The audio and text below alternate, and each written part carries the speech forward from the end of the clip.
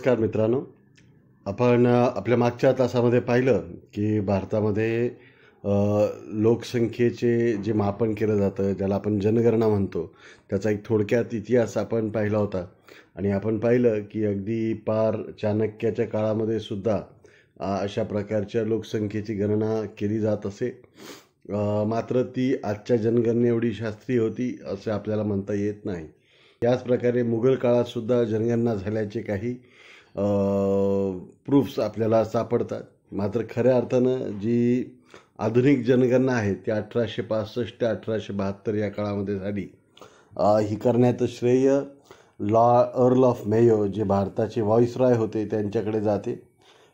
मात्र ही जी जनगणना झाली होती 72ची, ती देखील 65 ते 72 अशा 7 वर्षांच्या काळात झाली होती. आणि ती एकाच वेळेस न झाल्याने तिला शास्त्रीय पद्धतीने झालेली जनगणना म्हणता येत नाही. म्हणून भलेही तो पहिला प्रयत्न असेल जनगणना करण्याचा, मात्र पहिली शास्त्रीय पद्धतीची जी जनगणना आहे ती 1881मध्ये आपल्याकडे झालेली आहे. आणि तेव्हापासून सातत्यानं आपल्याकडे जनगणना होत चाललेली आहे. आत्तापर्यंत 15 वेळा जनगणना झालेली आहे. स्वातंत्र्यानंतर 7 वेळा आणि स्वातंत्र्यापूर्वी 8 वेळा आपल्याला जनगणना झाल्याचं आपल्याला दिसून येते. जगभरामध्ये ज्यांनी लोकसंख्या शास्त्रामध्ये मोठं काम केलेलं आहे आणि लोकसंख्या संक्रमणाचे सिद्धांत मांडलेले आहेत, त्यात पहिलं नाव येतं ते म्हणजे थॉमस रॉबर्ट माल्थस याचं. थॉमस रॉबर्ट माल्थसच्या सिद्धांतानुसार लोकसंख्या ही भूमितीय पद्धतीने वाढते. म्हणजे हम दो, हमारे दो, दो के चार, चार के आठ, आठ के 16 अशा प्रकारे. आणि अन्नधान्याचं उत्पादन मात्र 1, 2, 3, 4, 5, 6, 7, 8 अशा गणितीय पद्धतीने वाढते. त्यामुळं माल्थसने एक अशी भीती व्यक्त केली होती की लोकसंख्या ही खूप वाढत जाईल आणि अन्नधान्याची कमतरता निर्माण होईल, उपासमारीची वेळ होईल आणि आर्थिक वृद्धीला खीळ बसेल. अशा प्रकारचं एक प्रेडिक्शन त्यांनी मांडलं होतं. मात्र हरित क्रांतीमुळं त्याची प्रेडिक्शन चुकीची ठरली. लोकसंख्या कायम वाढतच जाते असं नसून त्याच्यामध्ये वेगवेगळे टप्पे असतात. हे थिअरी ऑफ डेमोग्राफिक ट्रान्झिशन म्हणजेच लोकसंख्या संक्रमणाच्या सिद्धांतातून आपल्याला मांडण्याचं कार्य जे आहे तर ते फ्रँक वॉलेस नॉटेनस्टीन यांनी केलेलं आहे. नॉटेनस्टीनची ही जी लोकसंख्या संक्रमणाचा जो सिद्धांत आहे, तर या सिद्धांताच्या वेगवेगळ्या व्हेरिएशन्स आहेत. नॉटेनस्टीन 5 अवस्था मांडतो, इतर लोक 3, कोणी 4 अशा अवस्था मांडतात. मात्र त्यांना म्हणायचा मुद्दा हा आहे की सुरुवातीच्या काळामध्ये जेव्हा एखाद्या देशाची विशिष्ट प्रगती झालेली नसते, जसं भारताची प्रगती झालेली नव्हती समजा 1900च्या आसपासचा किंवा 1921च्या आधीचा कालखंड जर पाहिला आपण, तर लोकसंख्या एका स्थिर पातळीला होती, वाढतही नव्हती, कमी होत नव्हती. जन्मदर उच्च होता, मृत्यूदर देखील उच्च होता. म्हणजे जन्मदर आणि मृत्यूदर दोन्ही पहिल्या अवस्थेत उच्च असतात. थोडीशी प्रगती झाली, विज्ञानाचा आधार आपल्याकडे घेतला, वैद्यकीय सुविधा झाल्या, यामुळं मग दुष्काळात साथीमध्ये मरणाऱ्या लोकांचं प्रमाण कमी झाल्यामुळं मृत्यूदर खूप कमी झाला. मात्र जन्मदरावर किती मुलं असावेत ह्याच्यावर समाजाचा, कुटुंब व्यवस्थेचा, सामाजिक रूढी परंपरांचा, इतिहासाचा प्रभाव असतो. त्यामुळं सहजासहजी लोक जन्मदर कमी होऊ देत नाहीत. म्हणजे तुम्ही तुमच्या आजी आजोबा पणजोबांचं जर उदाहरण पाहिलं तर त्यांना असणारी बहीण भावांची संख्या आणि आता तुम्हाला असणाऱ्या बहीण भावांची संख्या या जमीन आसमानाची तफावत तुम्हाला आढळेल. हळूहळू जसजशी आर्थिक प्रगती होत जाते तसतसं मृत्यूदर आणखीन कमी होतो आणि जन्मदरसुद्धा लोकांना लक्षात यायला लागतं की राहणीमानाचा खर्च, मुलांचं शिक्षण, आरोग्य, कपडे, खाणेपिणे ह्याच्यावर भरपूर खर्च होतो. आणि मग जी आपली पारंपरिक एकत्र कुटुंब पद्धती आहे बदलून ती या काळामध्ये आपल्याकडे न्यूक्लिअर फॅमिलीज किंवा आपण विभक्त कुटुंब पद्धती म्हणतो अशी येते. जन्मदर हळूहळू कमी व्हायला सुरुवात होते. भारत सध्या या अवस्थेच्या या टप्प्यामध्ये असल्याचं दिसते. आता इथं जिथं शेवट आहे तिथं सध्या ब्राझील आहे, लोकसंख्या कमी होत आहे. आता एकूण लोकसंख्या मात्र या काळामध्ये वाढत चाललेली आहे. सध्या भारताची जी अवस्था आहे तर ती सध्या आपण या अवस्थेला आहोत की जिथं आपली लोकसंख्या अजूनही वाढत आहे. आता इथून पुढची जी अवस्था असेल आपली ती असेल 4थी, म्हणजे जिथं आपली लोकसंख्या स्थिर होईल.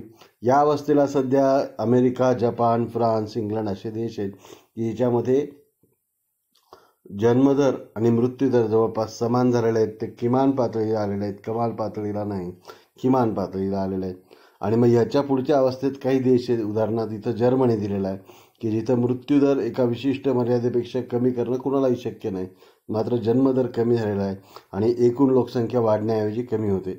अशा देशामध्ये काय होतं की याची कारणं काय आहेत, तर फॅमिली प्लॅनिंग केल्यामुळं, चांगलं आरोग्य असल्यामुळं, महिलांची स्थिती वाढल्यामुळं, उशिरा लग्न झाल्यामुळं अशा देशामध्ये जन्मदराचं प्रमाण कमी होतं.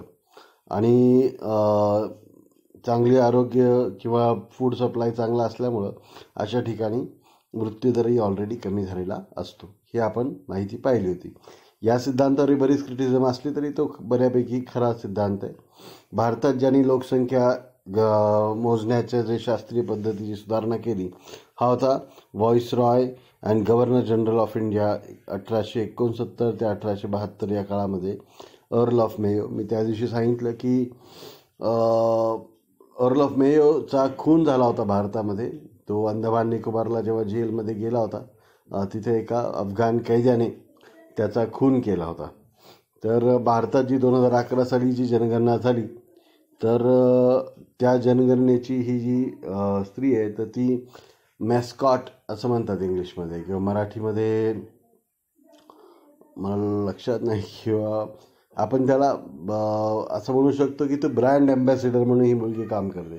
2011च्या जी जनगणना झालेली तिची टॅगलाईन होती आवर सेन्सस आवर फ्युचर, म्हणजेच आपली जनगणना आपले भविष्य. या जनगणनेनुसार भारताची लोकसंख्या 1,21,05,69,573 एवढी होती. भारताचा रजिस्ट्रार जनरल ऑफ इंडिया आणि युनियन होम सेक्रेटरी म्हणजे गृह मंत्रालयाचा सचिव यांनी ही आकडेवारी जाहीर केली. हा भारतातला 15वा सेन्सस होता आणि स्वातंत्र्यानंतरचा 7वा सेन्सस होता असं आपल्याला म्हणता येईल. तर इथं जर आपण पाहिलं तर सर्व जी जनगणना होती ती फक्त 9 ते 28 डिसेंबर या काळामध्ये झाली होती आणि तिचा पहिला टप्पा असतो हाऊस लिस्टिंगचा. तर हाऊस लिस्टिंगचा टप्पा हा एप्रिल 2010 ते सप्टेंबर 2010. तुम्हाला बऱ्याचदा गावातले शिक्षक तुमच्या घरी येऊन एक नंबर टाकतात बघा, एक बॉक्स असतो त्यामध्ये परत आणखीन 3-4 लाईन मारलेल्या असतात. मग ते हाऊस लिस्टिंग असतं, प्रत्येक घराला नंबर दिलेला असतो. नंबर नंतर त्या नंबरप्रमाणे प्रत्येक घरी जाऊन लोकसंख्येची माहिती घेतली जात असते. ही माहिती आहे, तुम्ही नंतर चेक करू शकता. आता आपल्याला बघायचं आहे की जी लोकसंख्याशास्त्र आहे त्यातल्या काही मूलभूत संकल्पनांची आणि भारताच्या लोकसंख्यिक वैशिष्ट्यांची जी माहिती आहे ती आज आपल्याला बघायची आहे. सुरुवातीची स्टेज असते त्याच्यामध्ये जन्मदर आणि मृत्यूदर दोन्ही उच्च असतो. दुसऱ्या स्टेजमध्ये जन्मदर उच्च असतो, मृत्यूदर कमी होतो, आणि तिसऱ्या स्टेजमध्ये जन्मदर आणि मृत्यूदर दोन्हीही कमी होतात. आता पहिली स्टेज तर आपल्याला माहिती आहे, मी तुम्हाला ती सांगूनही झालेली आहे. तर आता आपण बघूयात की या दुसऱ्या स्टेजमध्ये काय होत असतं की याच्यामध्ये लोकसंख्येची जिथं जन्मदर जास्त असतो आणि मृत्यूदर कमी असतो अशा ठिकाणी लोकसंख्या खूप वेगाने वाढते आणि जन्मदर जरी कमी होत असला तरी जन्मदर कमी होण्याचं प्रमाण खूप कमी असतं, मृत्यूदर खूप जास्त वेगाने. या काळामध्ये चांगलं स्टँडर्ड्स ऑफ लिव्हिंग वाढतात, म्हणजे राहणीमान वाढतं, शिक्षण, आरोग्य, वैद्यकीय सेवा यांचा विस्तार होतो आणि या सर्वामुळं काय होतं, मृत्यूदर कमी व्हायला सुरुवात होते. तिसऱ्या स्टेजमध्ये काय होत असतं की बर्थ रेट जो असतो म्हणजे जन्मदर आहे तो खूप कमी व्हायला सुरुवात होते आणि लोकसंख्या वृद्धी वाढण्याच्या ऐवजी मग हळूहळू कमी व्हायला लागते. औद्योगिकरणामुळं, शिक्षणामुळं लोकांना छोटे छोटे कुटुंब करावे लागतात आणि या सर्व ह्याच्यामध्ये की आर्थिक वृद्धीची, आर्थिक विकासाची प्रक्रिया वाढते आणि ह्याच्यामुळं सर्वत्र जी होणारी शहरीकरण, विभक्त कुटुंब पद्धती आहे याच्यामुळं मग फर्टिलिटी रेट कमी होतो, उशिरा लग्न व्हायला सुरुवात होतात, लोकांचं शिक्षणामध्ये जास्त वय जायला लागतं. तर या अशा सर्व कारणामुळं जी जनन क्षमता आहे म्हणजे मुलं बाळ होण्याची जी प्रवृत्ती आहे, जी शक्यता आहे ती हळूहळू कमी व्हायला लागते आणि ह्याच्यामधनं हे व्हायला लागलं की लोकसंख्या वाढ ही कमी होते आणि लोकसंख्या वाढीचा प्रश्न हळूहळू कमी व्हायला लागतो. तर आता भारताच्या बाबतीत जर बघायला गेलं तर 1901 ते 1921 हा आपल्या स्थिर लोकसंख्येचा कालावधी होता की या काळामध्ये आपला जन्मदर उच्च होता आणि मृत्यूदर देखील उच्च होता. त्यानंतर 1921 हे वर्ष फार महत्त्वाचं आहे, नक्की लक्षात ठेवा. 1921 याला इयर ऑफ ग्रेट डिवाइड असं म्हणलं जातं. इयर ऑफ ग्रेट डिवाइड म्हणजे 1911 ते 1921 हे भारताच्या नजीकच्या लोकसंख्येच्या किंवा जनगणनेच्या इतिहासातलं एकमेव असं दशवार्षिक आहे की या काळामध्ये भारताची निव्वळ लोकसंख्या वाढण्याच्या ऐवजी कमी झालेली आहे. म्हणजे 1911ला आपल्या असणारी लोकसंख्या आणि 1921ला असणारी लोकसंख्या, तर आपली 1911ची लोकसंख्या जास्त होती आणि 21ची कमी होती. हे एकच वर्ष असं आहे की जिथं फार अगदी थोड्या प्रमाणात का होईना पण आपली लोकसंख्या, जेव्हा जन्मदर मोठा होता, मृत्यूदरही मोठा होता, पण एकूण लोकसंख्या 10 वर्षात एकही न वाढता उलट 5-10 लाखांनी ती कमी झाली होती. मात्र 1921 पासून ते 51पर्यंत भारताच्या लोकसंख्येत हळूहळू वृद्धी होत गेली. 1951 ते 81चा जो काळ होता, या काळात भारताची लोकसंख्या प्रचंड मोठ्या गतीने वाढत गेलेली आहे आणि 1981ला 71 ते 81 हा जो दशवार्षिक आहे तो सर्वाधिक लोकसंख्या वृद्धीचा दशवार्षिक म्हणून ओळखला जातो. त्यानंतर 1981 ते 2011 या काळामध्ये हळूहळू लोकसंख्या वृद्धीचा दशवार्षिक वृद्धिदर कमी होत चाललेला आहे आणि या कमी होत चाललेल्या वृद्धिदरानंतर आता स्लोईंग डाऊन, म्हणजे आता लोकसंख्या खरोखरच कमी व्हायला सुरुवात झालेली आहे हे आपण आता म्हणू शकतो. आता 1921 ते 51 जर बघितलं आपण तर त्या काळात आपली लोकसंख्या 1921ला 25 कोटी 10 लाख होती, तर ती 1951ला 36 कोटी 10 लाख एवढी झाल्याचं आपल्याला दिसून येतं. मात्र खरी जी वाढ आहे आपल्याकडे तर ती 36 कोटी 10 लाखावरनं अगदी डायरेक्ट या 30 वर्षाच्या काळामध्ये आपली लोकसंख्या जवळपास 30 कोटींनी वाढल्याचं आपल्याला दिसतं. 36 कोटीवरनं डायरेक्ट 68 कोटी इथपर्यंत आपली लोकसंख्या वाढली. यालाच काय म्हणतो आपण, पॉप्युलेशन एक्सप्लोजन. लक्षात घ्या, हा प्रश्न मी तुम्हाला नक्की विचारेन की पॉप्युलेशन एक्सप्लोजनचा कालावधी कोणता, तर त्याचं उत्तर काय की 1981 आणि 1951 यांच्या दरम्यानचा जो काळ आहे तर हा भारतातील लोकसंख्येच्या विस्फोटाचा कालावधी म्हणून ओळखला जातो. नियोजन, वैद्यकीय सुविधा, त्यानंतर दवाखाने ह्यांच्यामुळं हा स्फोट झाल्याचं आपल्याला निश्चित दिसते. आता 1981 नंतर मात्र 68 कोटीवरनं भारताची लोकसंख्या आता सध्या 121 कोटी आहे. तर 1981 ते 2011 या 40 वर्षाच्या काळात सुद्धा भारताची लोकसंख्या जवळपास 60 कोटींनी वाढल्याचं आपल्याला दिसतं. मात्र असं असलं तरीसुद्धा आपल्याला असं दिसेल की लोकसंख्या निश्चितपणे कमी व्हायला सुरुवात झालेली आहे. दशवार्षिक वृद्धी दर जो आहे तो 24वरनं 21वरनं आता सध्या 17 पॉईंट काही वर आलेला आहे, 17.4. तर सध्या 10 वर्षाचा वृद्धी दर हा आहे. आता लोकसंख्येच्या वृद्धीच्या संदर्भातल्या काही संकल्पना ज्या आहेत त्या आता आपण समजून घेऊया. क्रूड बर्थ रेट किंवा याला ठोकळ जन्मदर असं आपण म्हणतो. लोकसंख्येतील दर 1000 व्यक्तींच्या मागे जन्माला येणाऱ्या नवीन बालकांची संख्या म्हणजे आपण त्याला जन्मदर असं म्हणतो. तर दर 1000 लोकांच्या मागे किती लोक जन्माला येतात असं जर आपण डिवाईड केलं अख्ख्या लोकसंख्येला तर आपल्याला जन्मदर मिळतो. तर जन्मदर सध्या आपला 25 ते 35 यांच्या दरम्यान असतो वेगवेगळ्या राज्यांमध्ये आणि हा खूप जास्त आहे. कारण की मग मृत्यूदर जर पाहिला आपण तर मृत्यूदर 7 किंवा 8% जवळपास असतो आणि हे 8 आणि 25 ह्यांच्यातला जो डिफरन्स आहे, समजा 15, 16, 17, म्हणजे दरवर्षी आपल्याकडे 17 किंवा 1.7 इतके नवीन टक्के इतके लोक आपल्याकडे जन्माला येत आहेत आणि त्यामुळं 10 वर्ष 1.7 गुणिले 10 असं जर केलं आपण तर 17% लोकसंख्या 10 वर्षात वाढते. हा लोकसंख्या वाढीचा वेग आहे.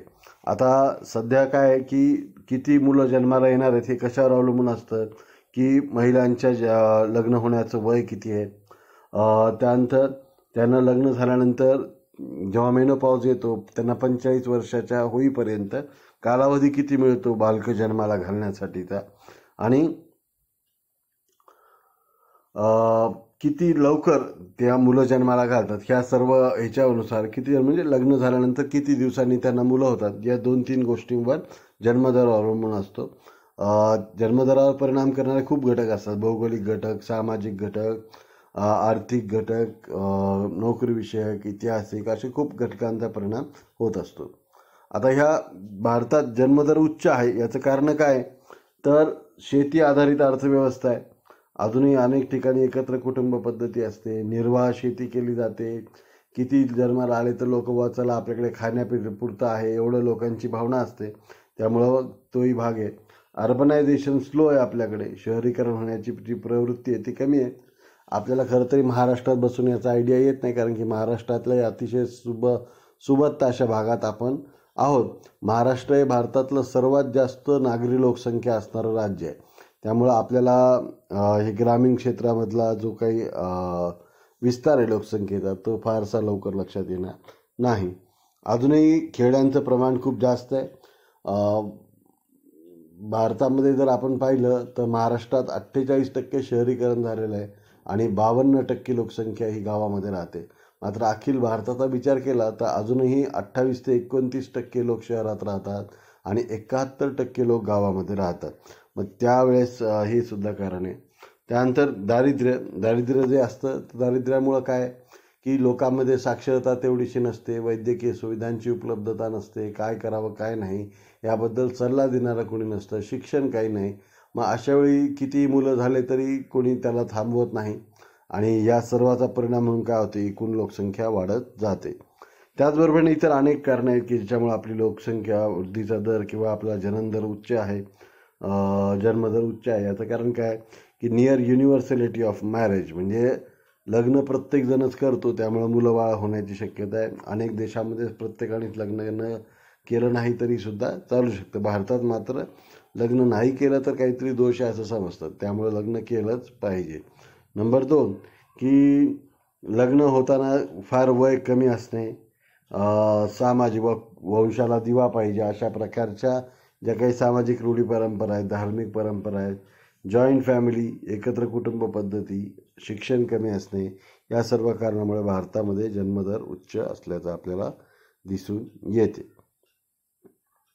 आता स्त्रियांच्या लग्नाच्या वयाबद्दल आपण बोललो तर 1921 साली भारतातल्या स्त्रियांच्या सरासरी लग्नाचं वय होतं 14. म्हणजे मुलगी 14 वर्षाची झाली सरासरी की तिचं लग्न व्हायचं.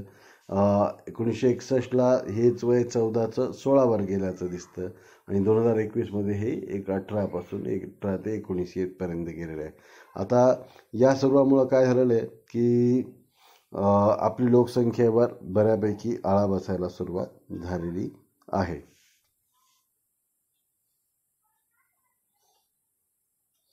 आता बर्थ रेट ही आपला झालेला आहे बघा. आता इथं जर बघितलं आपण भारताच्या लोकसंख्या वृद्धीचा दर आणि बाकी तर अनेक गोष्टीचा आपण केलेला आहे, तर बघूया. हे TFR म्हणजे एका जोडप्याला सरासरी होणारी मुलांची संख्या आहे. तर ही एका जोडप्याला होणारी सरासरी मुलांची संख्या ही तुम्ही बघत असाल ही कमी कमी होत चाललेली आहे. जन्मदर किती आहे आता आपल्याकडे 22 आहे. सध्या 2009 साली जन्मदर किती होता, दर 1000 लोकसंख्येच्या मागे 22 लोक जन्माला येत होते आणि दर 1000 लोकसंख्येच्या मागे 7.6 लोक मरत होते. जे 8 लोक मरत होते आणि 22 लोक जन्मत होते. याचाच अर्थ काय, दरवर्षी लोकसंख्येमध्ये 14 लोकांची भर पडत होती. 1000 लोकांच्या मागे 14 लोकांची भर पडत होती. आता तुम्ही बघू शकता की मृत्यूदर 7.6 वरनं 7.3 वर आलेला आहे.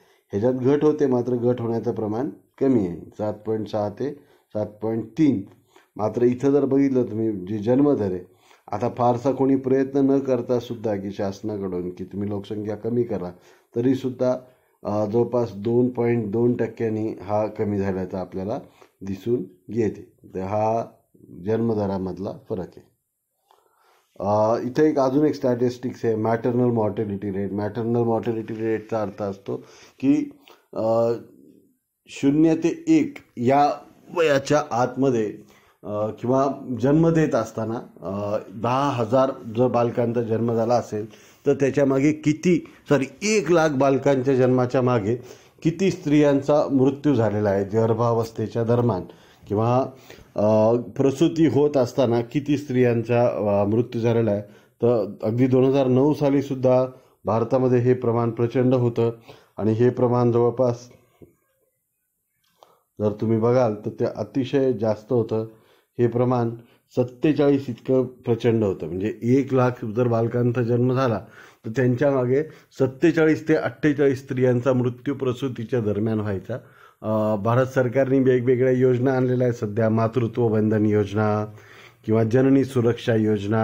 ह्याच्या अंतर्गत तुमच्या खेड्यापाड्यानी जेव्हा डिलेव्हरी होत असते तेव्हा ती नर्स येते, ANM येते, गावातल्या आशा कार्यकर्ती येते, त्यांना सरकारी दवाखान्यात घेऊन जाते. ॲम्ब्युलन्स त्यासाठी फ्री असते. नॉर्मल डिलेव्हरी झाली तर 500 रुपये, सिझर डिलेव्हरी झाली तर 1,500 रुपये त्या महिलेला देता येतात. या डिलेव्हरीचा कुठलाही खर्च तिच्याकडनं घेतला जात नाही. बाळाला आणि तिला सुरक्षितपणे घरापर्यंत पोच केलं जातं. अशा प्रकारची जी योजना आहे आणि तुम्हाला हे माहीत नसेल तर तुम्ही आणखीन याची माहिती घेऊ शकता. ह्याच्यासाठी तुम्हाला तर खर्च करावा लागतच नाही, मात्र उलट तुमची डिलेव्हरी झाली तर शासन तुमच्या नावाने काही ना काही पैसे ठेवते. त्यामुळं अधिकाधिक लोकांनी या सेवेचा फायदा घ्यावा. जननी सुरक्षा योजना आणि मातृत्व बंधन योजना, तर अशा योजनेच्या अंतर्गत होणाऱ्या कामामुळं संस्थात्मक प्रसूत्यांची संख्या वाढलेली आहे. स्त्रियांच्या मरण्याचं प्रमाण जे आहे ते 47वरनं 32वर आलेलं, म्हणजे 15% 15 स्त्रियांचा मृत्यू रोखण्यामध्ये भारत सरकारला, वैद्यकीय विभागाला यश आलेलं आहे असं म्हणू शकतो आपण. हा जर दर 25पेक्षा कमी असेल तर तो आदर्श समजला जातो. तर आपली धारणा आहे की आपण तिथपर्यंत जायचं. आता डेथ रेट काय, तर दर 1,000 लोकसंख्येच्या मागे दरवर्षी मरणाऱ्या लोकांची सरासरी संख्या. तर आत्ताच आपण पाहिलं की हा जो क्रूड डेथ रेट आहे, ज्याला CDR असं आपण म्हणतो, तर हा CDR इथं दिलेला आहे. हा तर CDR सुद्धा आता आपला 7.3 म्हणजे इतका कमी होत चाललेला आहे.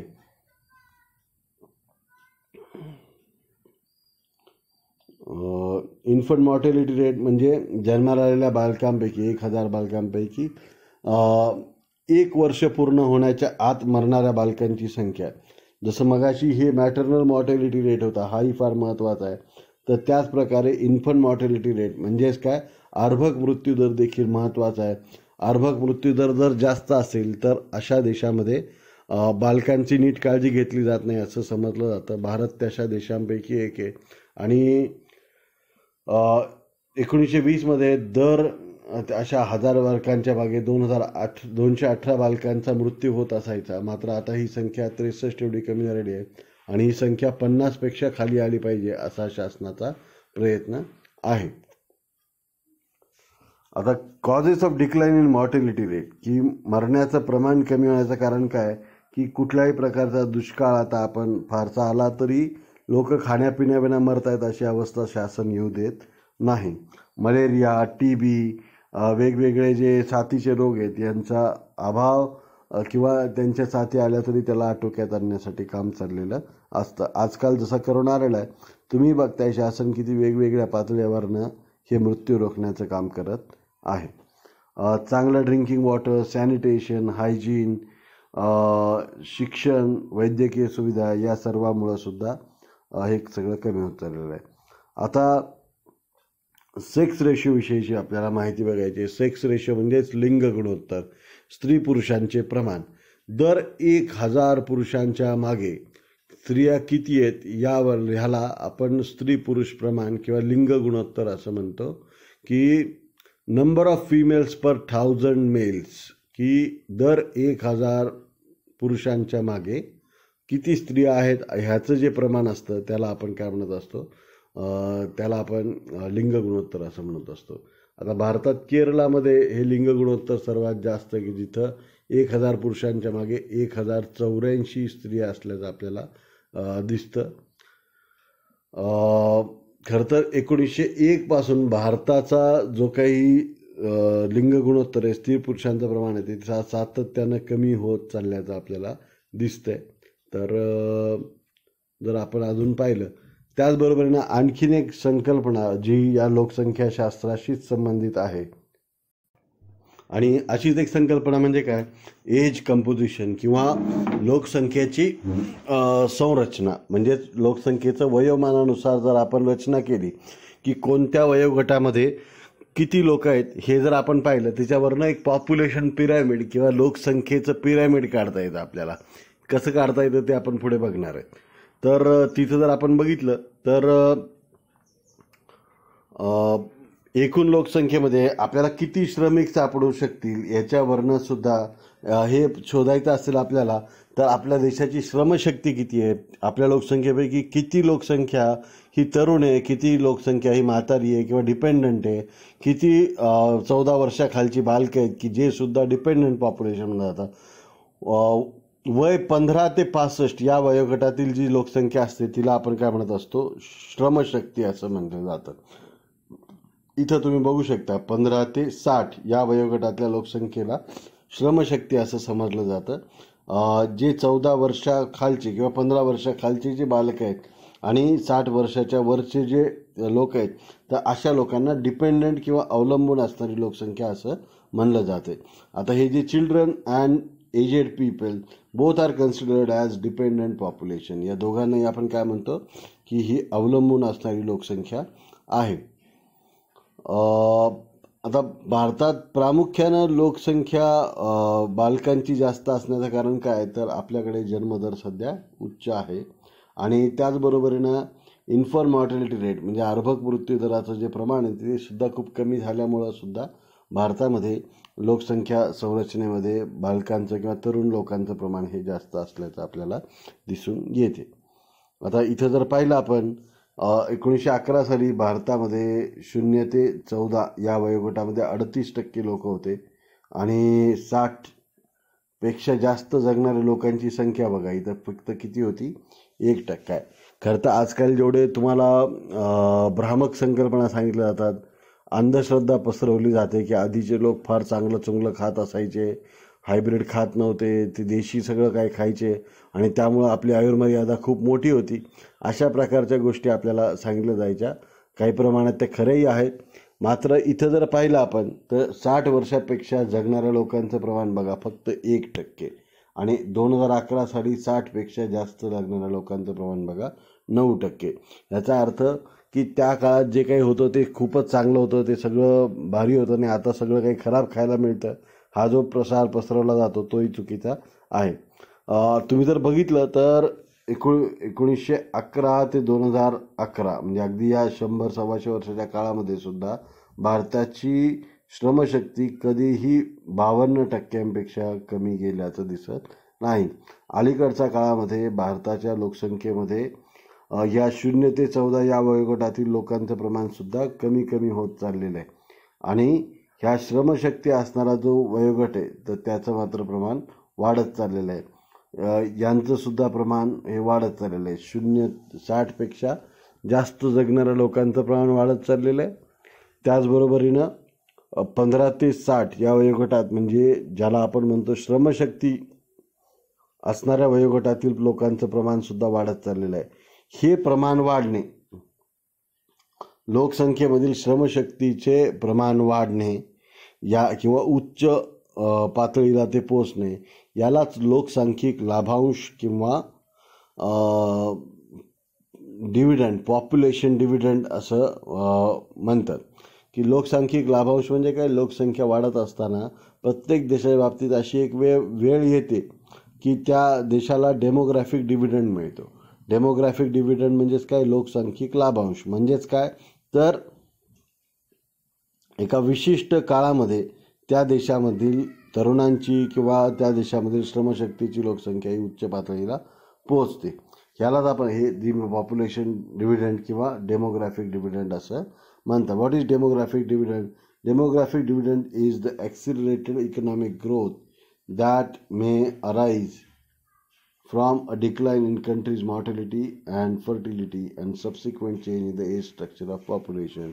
म्हणजेच काय की देशामधील जन्मदरातील घट, जनन दरातील घट यांच्यामुळे देशाच्या लोकसंख्येमध्ये असे काही संरचनात्मक बदल घडतात वयोरचनेनुसार की ज्यामुळे देशाच्या लोकसंख्येमुळे तरुण लोकांची संख्या जास्त होते आणि याच्यामुळं त्या देशाची आर्थिक प्रगती ॲक्सिलरेट होते, प्रगत होते आणि मग अशा स्थितीला लोकसंख्यिक लाभांश असं म्हणलं जातं. आता भारतामध्ये हेच सगळं टॅकल करायला नवीन कौशल्य आधारित शिक्षण देण्याची गरज आपल्याला दिसून येते. लोकसंख्या संक्रमणाबाबतचाच आणखीन एक मुद्दा तो म्हणजे रुरल अर्बन मायग्रेशन. म्हणजेच काय, शहरी आणि किंवा ग्रामीण भागातनं शहरी भागांकडे होत असणारं मायग्रेशन किंवा स्थलांतर. आता खरं तरी rural urban migration and problems of urbanisation हे जे मुद्दे आहेत तर ते याच चॅप्टरमध्ये आपल्या अभ्यासाला आहेत आणि भारताच्या बद्दलची माहिती जी आहे तर ती सुद्धा आपल्याला येत्या एखाद्या तासामध्ये त्याची माहिती आपल्याला निश्चितपणे बघायची आहे. तर सध्या आपण समजून घेऊ की ग्रामीण भागातनं आता खरं तरी सेन्ससच्या दृष्टीने स्थलांतर म्हणजे काय, तर जेव्हा लोकसंख्येची माहिती घ्यायला गावातील शिक्षक तुमच्या घरी येतात तेव्हा तुम्हाला ते प्रश्न विचारतात. त्यांच्याकडे हा प्रश्न असतो की तुमच्या जन्माचं ठिकाण कोणतं आणि तुमच्या सध्याच्या वास्तव्याचं ठिकाण कोणतं. यांच्यामध्ये जर तफावत असेल, जन्माच्या ठिकाणापेक्षा सध्याचं राहण्याचं ठिकाण वेगळं असेल तर अशा व्यक्तीचं स्थलांतर झालेलं असं म्हणतात. आता भारतात या हिशोबाने स्त्रियांचं स्थलांतर जास्त झालं असेल का पुरुषाचं, तर याचं सरळ उत्तर आहे की स्त्रियांचं स्थलांतर खूप मोठ्या प्रमाणात झालेलं आहे. कारण की प्रत्येक स्त्रीला जवळपास तिला तिचं गाव सोडून दुसऱ्या गावामध्ये राहण्यासाठी जावं लागतं आयुष्यभरासाठी. त्यामुळे स्त्रियांचं स्थलांतराचं प्रमाण मोठं आहे. पण या व्यतिरिक्त जर आपण पाहिलं की स्थलांतरित पुरुषाइतकंच प्रमाण स्थलांतरित महिलांचं सुद्धा आहे. स्थलांतरित पुरुषांचे योगदान एवढंच योगदान स्थलांतरित स्त्रियांच्या श्रम स्वरूपातल्या योगदानामध्ये सुद्धा आढळल्याचं आपल्याला दिसतं. आता जर आपण याच्याबद्दलची काही माहिती पाहिली तर बघूयात आपण की 1951मध्ये ग्रामीण भागात राहणाऱ्या लोकांचं प्रमाण किती होतं, फक्त 17%. 1981मध्ये हे प्रमाण फक्त झालं 24%. 2001मध्ये हे प्रमाण झालं 27.79 म्हणजे जवळपास 28%. आणि 2011मध्ये हे प्रमाण किती झालेलं आहे, 31%. म्हणजे बघा किती होतं आधी 17%, 17वरनं किती गेलं जवळपास 24वर, 24वरनं कुठं गेलं 28वर, कधी गेलं 2001मध्ये. आणि आता हे प्रमाण कुठपर्यंत गेलेलं आहे 31.16 म्हणजे जवळपास 31%. तर हळूहळू या शहरीकरणाच्या प्रक्रियेने वेग घेतलेला आहे. गावातले लोक शहराकडे धावायला लागलेले आहेत. याचं वेगवेगळं कारण आपल्याला माहितीसुद्धा आहे. लोकसंख्येच्या वाढीबरोबरच काय होतं की एकूण जी श्रमशक्ती आहे म्हणजेच काय 15 ते 60 या वयोगटातील जी लोकसंख्या आहे, तर काही ठिकाणी 15 ते 65 असंही असतं. तुम्ही 15 ते 60 लक्षात ठेवा. 15 ते 60 या वयोगटातील जी लोकसंख्या आहे तर अशा लोकांचं एकूण या लोकसंख्येपैकी किती लोक काम करतात प्रत्यक्षात, याला लेबर फोर्स पार्टिसिपेशन रेट असं म्हणतात. तर हा जो लेबर फोर्स पार्टिसिपेशन रेट आहे, श्रमिक म्हणून काम करण्याचा जो दर आहे तर तो 1981 साली बघा किती होता, 36% होता. 1991मध्ये तो 37.7 झाला. 2001मध्ये हा 39.2 झाला आणि 2011-12मध्ये काय झालेलं आहे, फक्त 40%पर्यंत हा रेट आलेला आहे. याचा अर्थ काय की आता अधिकाधिक स्त्रिया आणि पुरुष काय करायला लागलेले आहेत, 15 ते 65 या वयोगटातले स्त्रिया आणि पुरुष हे स्वतः काही ना काहीतरी काम करण्याचा, बिझनेस करण्याचा प्रयत्न करत असल्याचं आपल्याला दिसून येतं. आता भारतामधली जी लोकसंख्या आहे खरं तर ती खूप चाललेली आहे आणि याच्यामुळे काय झालेलं आहे, लँडमॅन रेशो वाढत चाललेला आहे. जमिनीच्या एका एकरामागे असणाऱ्या लोकांची संख्या जर पाहिली आपण तर ती वाढत चाललेली आहे. डेन्सिटी ऑफ पॉप्युलेशन वाढत चाललेली आहे.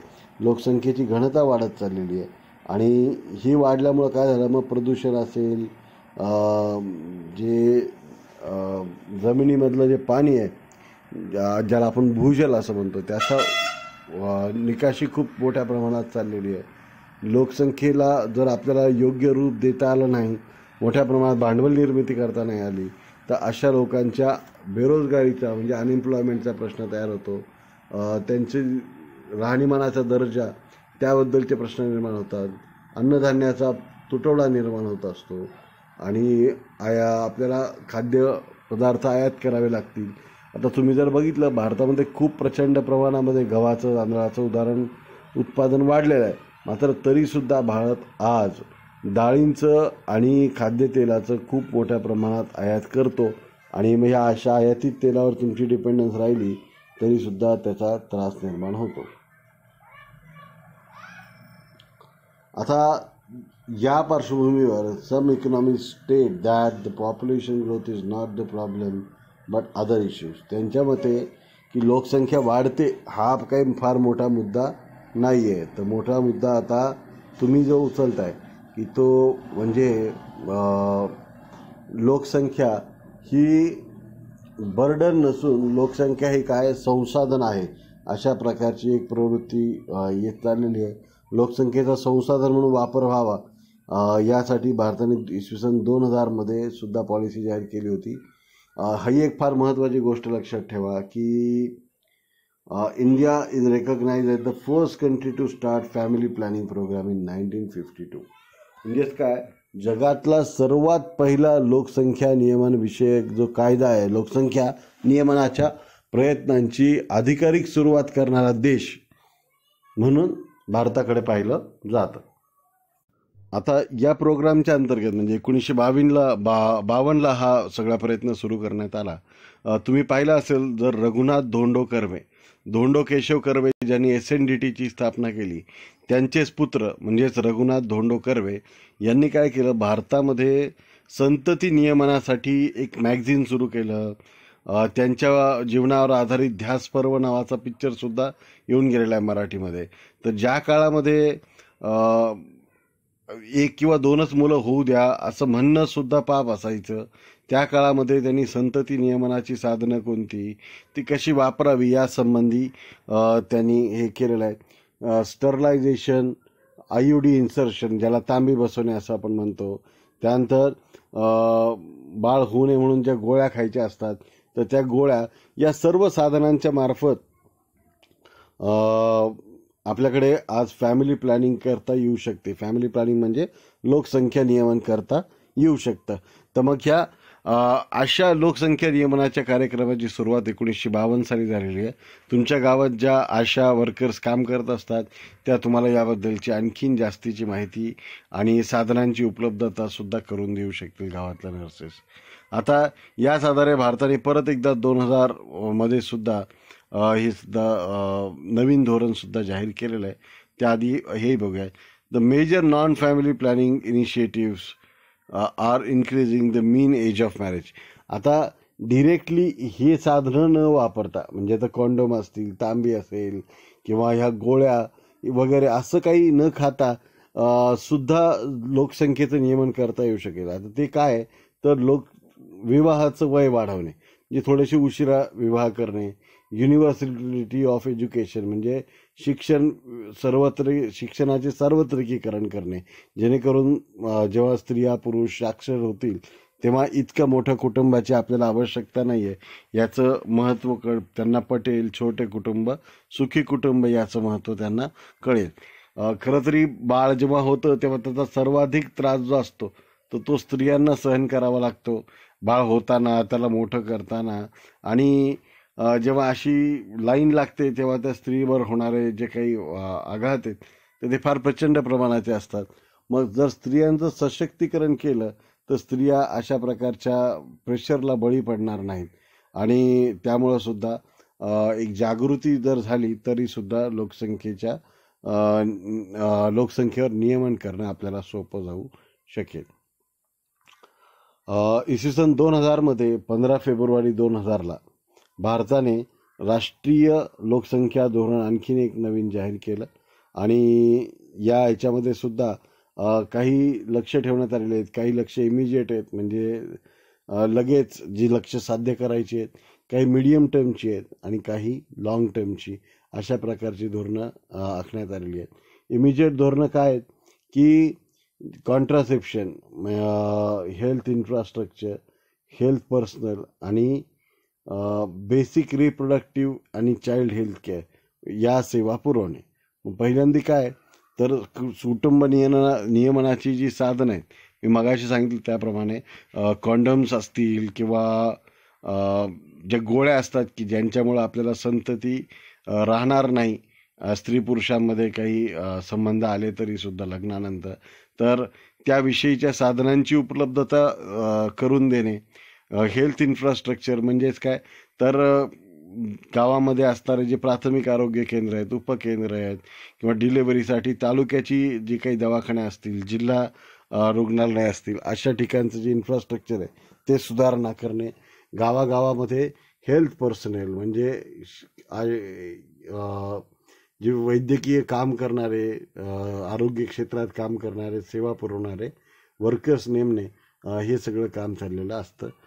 याच अंतर्गत काय केलेलं आहे, याच धोरणाअंतर्गत तर प्रत्येक PSC आणि सब सेंटरला म्हणजे आरोग्य केंद्र आणि उपकेंद्राला आशा नावाच्या वर्कर दिलेल्या आहेत. ASHA त्या आता याचा फुल फॉर्म मी सांगतोय, ॲक्रिडिएटेड सोशल हेल्थ ॲक्टिव्हिस्ट.